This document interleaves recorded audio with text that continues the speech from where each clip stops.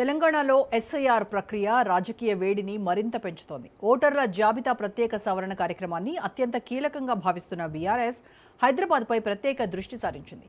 ఈ నేపథ్యంలో మాజీ మంత్రి తలసాని శ్రీనివాస్ యాదవ్ నివాసంలో గ్రేటర్ హైదరాబాద్కు చెందిన కీలక నేతలు సమావేశం కానున్నారు. ఈ భేటీకి బీఆర్ఎస్ వర్కింగ్ ప్రెసిడెంట్ కేటీఆర్ కూడా హాజరు కానుండడం రాజకీయ ప్రాధాన్యతను సంతరించుకుంది.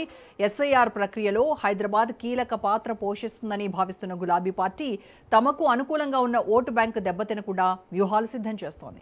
ఇప్పటికే ఎస్ఐఆర్ గడువును పొడిగించాలని ఎన్నికల సంఘాన్ని కోరిన కేటీఆర్ ఈ అంశంపై పార్టీ శ్రేణులకు దిశానిర్దేశం చేసే అవకాశం కనిపిస్తోంది. ఎస్ఐఆర్ చుట్టూ రాజకీయ పార్టీలు వ్యూహాలు పదును పెడుతున్న వేళ బీఆర్ఎస్ తదుపరి కార్యాచరణ ఏంటి అన్నది ఆసక్తిగా మారింది.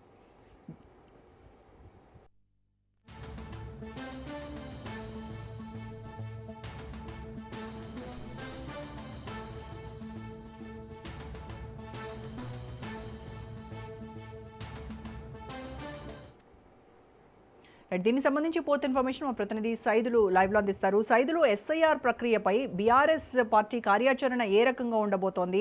సమావేశాన్ని కూడా ఏర్పాటు చేశారు. ఆ సమావేశానికి కేటీఆర్ కూడా హాజరు కాబోతున్నారు. సో చాలా సీరియస్గా తీసుకున్నారు ఈ ఎస్ఐఆర్ అనేది. బీఆర్ఎస్ సపోర్టింగ్ ఓట్స్ ఎవరైతే ఉన్నాయో అవన్నీ కూడా తొలగిపోకుండా ఉండడానికి ఒక పక్కా ప్రణాళికతో వెళ్తున్నారు. బిఎల్ఏలకు కూడా దీనికి సంబంధించి ఇప్పటికే వాళ్ళకి క్లాసెస్ కూడా తీసుకున్నారు. వాళ్ళకి అవగాహన కార్యక్రమాలు కూడా నిర్వహించారు. సో బిఎల్ఓల పట్ల వీళ్ళు కాస్త అసంతృప్తిగా ఉన్నట్టు తెలుస్తా ఉంది. సో నెక్స్ట్ స్టెప్ ఏ రకంగా ఉండబోతోంది బీఆర్ఎస్? ఎస్ రోజా, యాక్చువల్గా హైదరాబాద్లో ఎలిమినేషన్స్ ఫామ్స్ ఇవ్వడంలో ముఖ్యంగా విఫలమయ్యారు అధికారులను కూడా బీఆర్ఎస్ పార్టీ ప్రధాన ఆరోపణ చేస్తూ వస్తుంది. కనీసం 30% వరకు కూడా ఇంతవరకు ఎలిమినేషన్ పత్రాలు ఓటర్లకి ఇవ్వలేదు. ఎలా పూర్తి చేస్తారు? ఈ నెల 25 వరకే మనకి టైం ఉన్నది. సో అందుకు మరి ఈలోపు ఇవ్వలేదు కాబట్టి వాళ్ళు ఎలా పూర్తి చేస్తారని చెప్పేసి కూడా కొంత అనుమానం మాకు కలుగుతుంది. కాబట్టి ఇప్పటికైనా సరే సమయం పెంచాలని కూడా బీఆర్ఎస్ పార్టీ నాయకులు చెప్తున్నారు. అందులో భాగంగానే ఈ మధ్య కాలంలోనే రాష్ట్ర ఎన్నికల సంఘం అధికారులను కలిసి విజ్ఞప్తి కూడా చేశారు. సో ఎందుకంటే సమయం లేదు, చాలా తక్కువ సమయం ఉన్నది.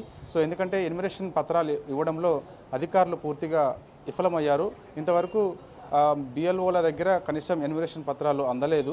సో వారు కూడా మేమేం చేయలేము అనే సిచ్యువేషన్స్లో ఉన్నారు. వారు అదే చెప్తూ వస్తున్నారు. కాబట్టి ఇప్పటికైనా సరే హైదరాబాద్లో మొత్తం గ్రేటర్ హైదరాబాద్ పరిధిలో ఎంతమంది ఓటర్స్ ఉన్నారు, ఎలిమినేషన్ ఫామ్స్ ఉన్నాయా లేవా అనేది కూడా చూసుకోకుండా ఉన్నటువంటి ఎలిమినేషన్ ఫామ్స్ ఇచ్చి వాటితో ఇప్పుడు ఓటర్స్కి ఫిల్ చేసి 25వ తారీఖులోపు ఇవ్వాలంటే ఎలా అని చెప్పేసి కూడా ప్రస్తుతం అనుమానం వ్యక్తం చేస్తున్నాం అనేది కూడా బీఆర్ఎస్ పార్టీ ప్రధాన ఆరోపణ. అందులో భాగంగానే ఈరోజు కొద్దిసేపటి క్రితమే మాజీ మంత్రి తలసాని శ్రీనివాస్ యాదవ్ ఇంట్లో కీలకమైనటువంటి సమావేశం జరిగింది. ఈ సమావేశానికి బీఆర్ఎస్ వర్కింగ్ ప్రెసిడెంట్ కేటీఆర్ హాజరయ్యారు. ఈ సమావేశంలో గ్రేటర్ హైదరాబాద్ పరిధిలో ఉన్నటువంటి బీఆర్ఎస్ పార్టీ ముఖ్య నేతలందరూ కూడా ఈ సమావేశానికి హాజరయ్యారు. మాజీ మంత్రి సబితా ఇంద్రారెడ్డితో పాటుగా బీఆర్ఎస్ హిప్ కుత్బుల్లాపూర్ ఎమ్మెల్యే వివేకానంద గౌడ్తో పాటుగా గ్రేటర్ హైదరాబాద్ అదేవిధంగా రంగారెడ్డి జిల్లా పరిధిలో ఉన్నటువంటి ఎమ్మెల్యేలందరూ కూడా ఈ సమావేశానికి హాజరయ్యారు. సో ప్రత్యేక కార్యాచరణ సిద్ధం చేసుకుంటున్నారు. కాంగ్రెస్ బీజేపీ రెండు కలిసి బీఆర్ఎస్ పార్టీకి గ్రేటర్ హైదరాబాద్లో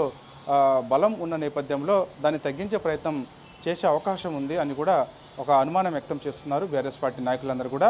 ఒకవైపు కాంగ్రెస్ పార్టీ పోయిన ఎన్నికల్లో గ్రేటర్ హైదరాబాద్ పరిధిలో ఏ ఒక్క సీటు కూడా గెలవలేదు కాబట్టి బీఆర్ఎస్కు ఉన్నటువంటి బలాన్ని ఈ యొక్క మనకి ఎస్ఐఆర్ ప్రక్రియలో భాగంగా తగ్గించే అవకాశం ఉంటుందనేది కూడా ఒక అనుమానం వ్యక్తం చేస్తున్నారు. కాబట్టి ఎట్టి పరిస్థితుల్లో కూడా అది జరగకుండా ఉండాలి. కాబట్టి ఎప్పటికప్పుడు అప్రమత్తంగా ఉండాలి. బిఎల్ఓలతో కలిసి బిఎల్ఏలు ఎప్పుడు వారితో ఉంటూ ఉన్నటువంటి ఓట్లు ఉన్నాయా లేవా, ఏమైనా తొలగిస్తున్నారా, లేకపోతే ఎలిమినేషన్ పత్రాలు సరిగా ఇస్తున్నారా లేదా, ఇప్పటివరకు ఎంత మేరకు ఎలిమినేషన్స్ పత్రాలు ఓటర్లకు ఇచ్చారు, ఎవరెవరు ఫామ్ పూర్తి చేసి మళ్ళీ బిఎల్ఓలకు ఇచ్చారు. సో బిఎల్ఓలకు ఇచ్చిన తర్వాత అవి ఆన్లైన్లో నమోదు చేస్తున్నారా లేదా, నమోదు చేసినప్పుడు ఏమన్నా రిజెక్ట్ అవుతున్నాయా అనేది కూడా ఎప్పటికప్పుడు పర్యవేక్షణ చేసుకోవాలని చెప్పేసి కూడా నాయకులకు ఒక దిశానిర్దేశం అయితే చేయడం జరిగింది. కాబట్టి గ్రేటర్ హైదరాబాద్ పరిధిలో పెద్ద మొత్తంలో ఈసారి ఓట్లు పోయే అవకాశం ఉందనేది కూడా బీఆర్ఎస్ పార్టీ అనుమానం వ్యక్తం చేస్తుంది. ఎందుకంటే చాలా వరకు ముఖ్యంగా ఫ్యామిలీ గ్రూపింగ్లో భాగంగా చాలామంది వారి యొక్క ఆధారాలు సరిగా